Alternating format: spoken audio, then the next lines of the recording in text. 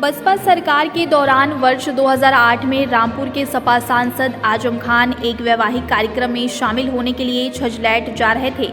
इस दौरान पुलिस ने उन्हें रोक लिया और उनकी गाड़ी के शीशे पर लगी काली फिल्म उतारने की कोशिश करने लगे, जिसकी सूचना पाकर सपा के अन्य नेता भी मौके पर पहुंच गए और सड़क पर बैठ गए। इससे वहां पर जाम लग गया था। इस मामले में छजलैट थाने के तत्कालीन इंस्पेक्टर आसिफ अली ने आजम खान समेत 9 लोगों के खिलाफ मुकदमा दर्ज कराया था। इस मामले की सुनवाई एमपी एमएलए कोर्ट में चल रही है। वहीं इस मामले में आज आरोपियों को अदालत में पेश होकर अपने बयान दर्ज कराने थे, लेकिन आरोपी हाजी इकराम दिल की बीमारी के चलते अदालत में पेश नहीं हो सके, जबकि आजम खान और उनके बेटे अब्दुल्ला आजम समेत कई आरोपी कोर्ट में पेश हुए। वहीं अदालत ने अब इस मामले की अगली सुनवाई के लिए 28 जुलाई की तिथि तय की है। कोर्ट से बाहर आने के बाद आजम खान ने मीडिया से बातचीत करते हुए कहा कि मुलजिम हाजिर है, हमारे ऊपर मंत्री रहते हुए भैंस बकरी किताबें चोरी और डकैती के आरोप हैं। उन्होंने अपने परिवार की प्रोफाइल बताते हुए नेताओं की सोच के स्तर पर भी सवाल खड़े किए। आजम खान ने देश के गृह मंत्री पर भी तंज कसा और कहा कि हमारा गुनाह ये है कि हम बच्चों के हाथ में कलम देना चाहते हैं और वो पेचकस, ताकि बच्चा गाड़ियां और पंचर ही ठीक करता रहे। वहीं आजम खान ने उदयपुर की घटना की निंदा करते हुए कहा कि इस्लाम इसकी इजाज़त नहीं देता है। साथ ही उन्होंने कहा कि उदयपुर की घटना को अंजाम देने वाला आरएसएस और बीजेपी का आदमी था, ये साबित हो चुका है। ये सन 2008 का मामला है, 147, 341 और 353 का, और 2008 से चल रहा है यहाँ पर, और आज उसी की तारीख़ है, उसी में वो है।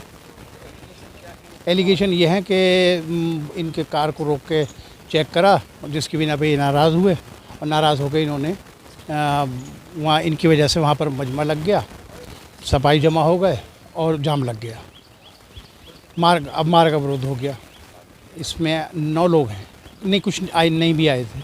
आजम खान साहब के लिए 28, आजम खान साहब और दीगर मुल्जिमान के लिए, सबके लिए 28 डेट लग गई इसी महीने की। अगली एप्लीकेशन भी मूव हुई है कि जिनका वाहन से जिरह नहीं हो सकी थी, उनका वाहन से जिरह करने के लिए मौका दोबारा से उन्हें तलब किया जाए और उनसे जिरह की जाए का मौका दिया जाए। ये छजलैट वाला प्रकरण है जिसमें इनके विरुद्ध कहा जाता है कि इन लोगों ने रास्ता जाम किया। उसमें आज 313 का स्टेटमेंट रिकॉर्ड होना था, फ़िलहाल उसमें 28/7 हो गई है। उसका कारण है कि उसमें एक अभियुक्त हाजी इकराम साहब हैं, उनके हार्ट में प्रॉब्लम हो गई है बहुत भारी, और उनकी हमने हाजिरी माफ़ी मूव की। चूँकि सभी 9 के 9 मुलजिम मौजूद नहीं थे, इसलिए इसमें तारीख लग गई है। अब 28/7 को ये स्टेटमेंट रिकॉर्ड होगा। आरोप इनके ऊपर मैंने आपसे पहले निवेदन किया कि कहा जाता है कि इन्होंने रास्ता जाम किया और सरकारी कार्य में बाधा उत्पन्न की। कुल मिलाकर ये एक पॉलिटिकल वेंडेटा का केस है, कुछ नहीं। मुलजिम हाजिर है, और ऐसा मुलजिम है जो बकरी का डकैत है, मुर्गी का डकैत है, भैंस का डकैत है, किताबों का डकैत है, फर्नीचर का डकैत है, और ऐसा डकैत है जिसने मंत्री रहते हुए 4थी बार मंत्री, 9वीं बार एमएलए, अब 10वीं बार एमएलए, 2 बार का एमपी, लीडर अपोजिशन, बीवी असिस्टेंट प्रोफेसर, 2 बार की, 1 बार राज्यसभा और 1 बार विधानसभा की सदस्य, मेरा बेटा जो गलगोटिया से एमटेक पास, 2री बार का एमएलए। लेकिन हमने सबने मिलकर मिनिस्टर रहते हुए शराब की दुकान लूटी, डाका मारा और 16,900 रुपये गले से लूट कर ले गए।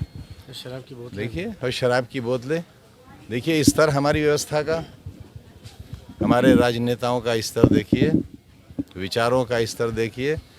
पहले नंबर का माफिया, यूनिवर्सिटी का फाउंडर, बच्चों के सीबीएसई बोर्ड के 4 स्कूल चलाने वाला फाउंडर, माफिया नंबर 1 देश का।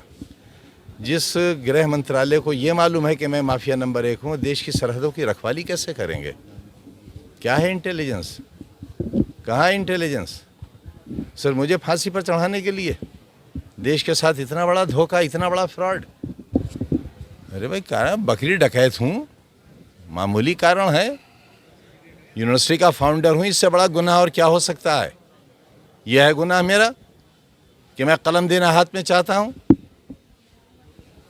आप पेंचकस देना चाहते हैं। गाड़ियाँ सही करे, पंक्चर ठीक करे। मौजूदा दौर की राजनीति किस तरह से देखते हैं? अंधा हूँ, दिखता ही नहीं, बहरा हूँ, सुनाई नहीं देता, गूंगा हूँ, बोल नहीं सकता। लिहाजा एक अंधे को, एक गूंगे को, एक बहरे को क्या राजनीति दिखाई देगी?